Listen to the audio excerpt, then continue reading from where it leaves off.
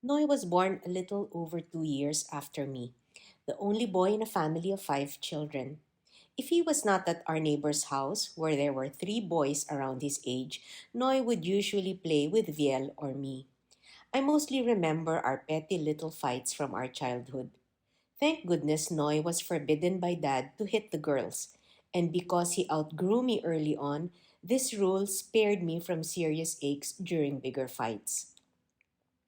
As I started my family, Noy became a surrogate parent whenever Manolo and I would take a break from work and go out of town. He would take the kids to the mall on the weekend and treat them to something on the condition they all stayed together.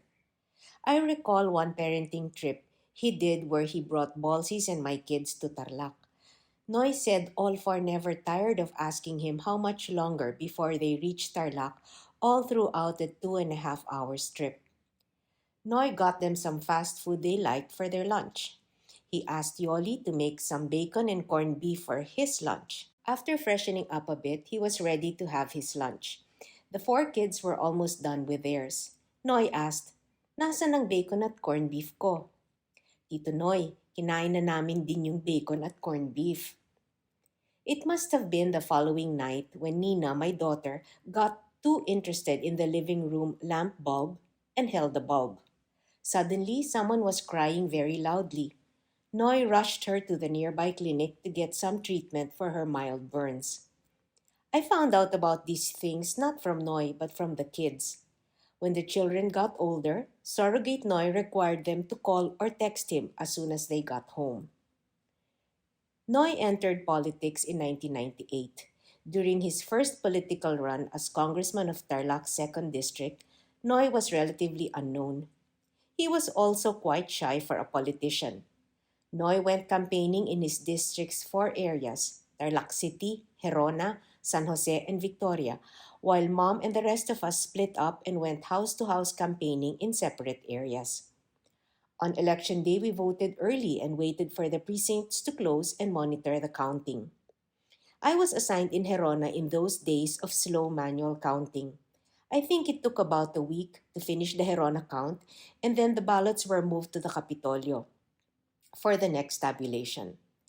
After Noy won, I told him, "Isang lifetime ang utang mo sa akin dahil sa lahat ng pagod ko sa pagkampanya."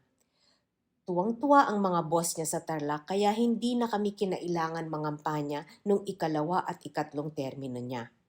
Malaking malaki ang lamang niya sa mga katunggali niya. Just like Dad, Noy was born to be in public service. In 2007, he ran for the Senate. This was a tough battle since this was a midterm election and he was in the opposition. I could only do weekend campaigning as I had work in the private sector. I remember I took a leave from work for the final 3 weeks of the campaign as I wanted to do all I could to help him win. There cannot be any regrets. Nung nanalo siya sa pagkasenador, sabi ko sa kanya, "Naku, may dagdag na 2 lifetime pa ang utang mo sa akin." Nung Marso 2008, nalaman naming may stage 4 cancer ang mom. Sobra kaming nalungkot, kinabahan at dinaan namin ang problema sa dasal. Naalala ko nung mga panahon na iyon, may mga ads na sa TV yung mga tatakbo sa pagkapangulo. Naisip ko na sobrang stress ang aabuti nila. Salamat na lang at sa 2013 pa ang pagtapos ng termino ni Noy, pwede kaming mag-focus lahat sa pag-alaga sa mom. When mom left us in 2009, suddenly people were looking at Noy to run for the presidency. I remember Ate attended one of those meetings where Noy was being pressured to run, and she heard Noy ask the group, "Wala na bang ibang option?" Ate said she looked at his face and awang-awa siya kay Noy. 2.5 years after Dad was killed, Mom was being pressured to run. We begged her not to run as we feared losing our remaining parent.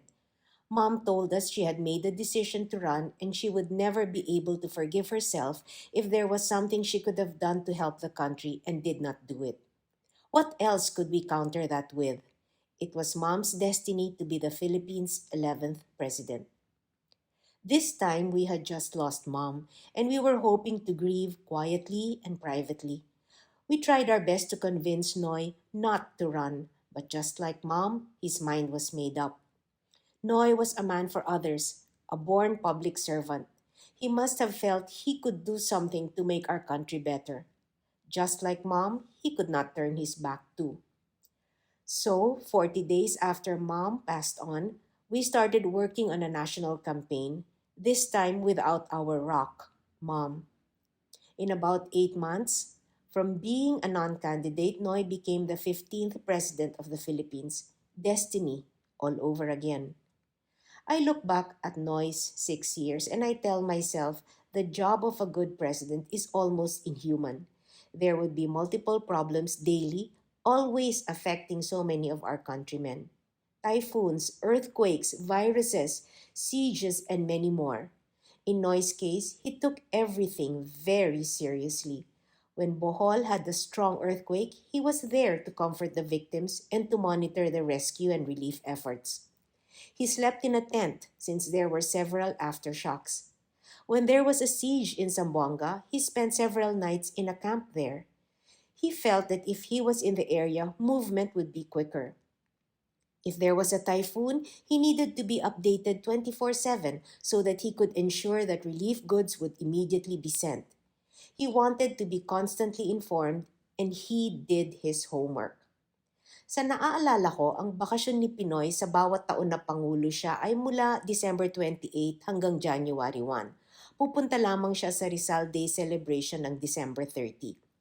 Kadalasan sa Baguio ang punta niya. Babalik siya sa bahay pangarap sa hapon ng January 1. Kung may biyahe siya sa ibang bansa, dapat walang araw na inaaksaya, walang side trips. Sabi niya, pera ng bayan ang ginagamit kaya hindi pwede siyang sayangin. During difficult moments, you would text and ask him, "Kumusta ka na?" And his answer would always be, "Okay ako." We knew he said that because he just didn't want us to worry. How lucky Pinoy's successor for the state of the Philippines he passed on, so different from the sad state he inherited. It is no secret how some current government officials praised Pinoy for the good things they inherited. To date, Pinoy has the highest average GDP in recent history, and the Philippines was Asia's rising tiger during his term. When Noy got sick, he would ask some of his doctors not to tell us everything. Again, he didn't want us to worry. How could we not know what was happening? Maybe now Noy knows we did get the reports and updates and how during his final months we tried to look okay in front of him, but desperately sought support from one another when our world was crushing. Noy, nasabi ko sa iyo na madami kang utang sa akin dahil sa lahat ng pagkampanya, hirap at pagod ko para sa iyo. Noy, nung natapos ang termino mo bilang Pangulo, binura ko na iyang utang mo sa akin. Nakita ko kung paano mo binigay ang lahat ng kaya mo para umunlad ang ating bansa at gumanda ang buhay ng mga boss mo. Bayad na bayad ka na at may sobra pa nga. Nung pinayagan na kaming pumasok sa ER ng Capitol Medical Center para magpaalam sa iyo, gulong-gulong utak ko noon. Naghalo sobrang lungkot at gulat. Pero nung nakita ko ang mukha mo, para ka lang natutulog ng mahimbing. Ginusto mo kaming iwan ng tulog ang karamihan. Hanggang sa dulo, ayaw mong mang-abala ng tao. Noy, it has been 40 days since you left us. I miss you so much. When I see food that you like in the supermarket, I get the item and then it dawns on me that you wouldn't need it anymore. Honestly, we all miss you and we are just putting up a brave front. Somehow visiting you at Manila Memorial brings a little comfort as I imagine you, Dad, and Mom enjoying each other's company and our parents being immensely proud of all that you have accomplished. Noy, I cannot say this enough. Salamat. Salamat sa ipinakita mong pagmamahal, pagkalinga at proteksyong ibinigay mo sa iyong pamilya hanggang sa iyong huling hininga. Salamat sa malasakit na ipinaramdam mo, hindi lang para sa mga nakapaligid sa iyo, kundi sa napakarami pang tao. Salamat para sa lahat ng isinakripisyo mo at ininda mo para sa iyong mga boss. Salamat dahil ikaw ang nagpatotoo, gaya ng Mom at Dad. Naniwala kang the Filipino is worth dying for. The Filipino is worth living for, and the Filipino is definitely worth fighting for. Noy, be assured that from here on, all of us who cherish you carry on with the peace of your loving memory, the dignity of your solid spirit, and the example of your life that was meaningful and truly well lived, in service not of oneself, but of the other. Noy, I am truly beyond proud of you. I love you, and I thank the Lord for the great blessing of having had you in our lives. Na minsan may isang Noy Aquino na nagpakita sa ating lahat kung paano maging mabuting tao, isang mabuting Pilipino. Please embrace Mom and Dad for all of us.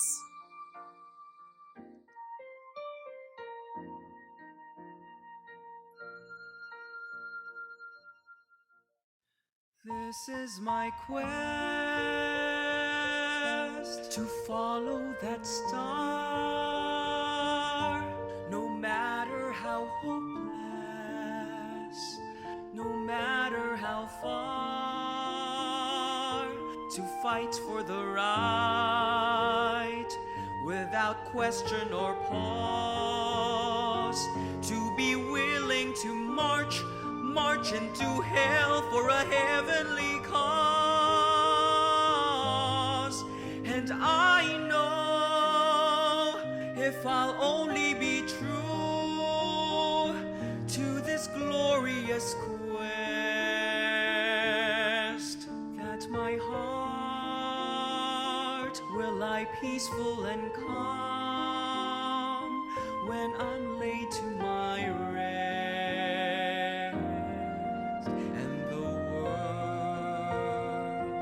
Will be better for this.